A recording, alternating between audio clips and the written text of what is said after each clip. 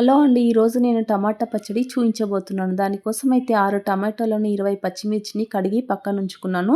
తర్వాత గుప్పెడు పల్లీలను ఇలా దోరగా వేయించి పక్కన తీసుకొని, అదే ప్యాన్‌లో ఆయిల్ తీసుకొని, ఆయిల్‌లో పచ్చిమిర్చి, టమాటోలు ఈ విధంగా కట్ చేసుకొని వేసుకోండి. పచ్చిమిర్చి వేసేటప్పుడు స్లోగా వేయండి, లేదంటే ఆయిల్ పైన చిట్లుతుంది. పచ్చిమిర్చి, టమాటో సగం ఉడికిపోయిన తర్వాత ఒక 10 వెల్లుల్లి రెబ్బల వరకు యాడ్ చేసుకొని, కొంచెం చింతపండును కూడా యాడ్ చేసుకోండి.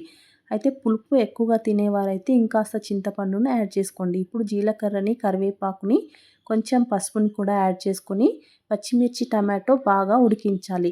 టమాటో, పచ్చిమిర్చి మెత్తగా ఉడికిపోయిన తర్వాత చివరగా 2 స్పూన్ల సాల్ట్ వేసుకొని స్టవ్ ఆఫ్ చేసుకొని చల్లార్చుకోవాలి. ఇప్పుడు ముందుగా వేయించి పెట్టుకున్న పల్లీలను నేను పొట్టుతో సహా పౌడర్ చేసుకొని, చల్లారిపోయిన టమాటో, పచ్చిమిర్చిని కూడా యాడ్ చేసుకొని బరకగా మిక్సీ పట్టుకున్నాను. అంతే అండి, టమాటో పచ్చడి రెడీ. వీడియో నచ్చితే ప్లీజ్ సబ్స్క్రైబ్ చేసుకోండి.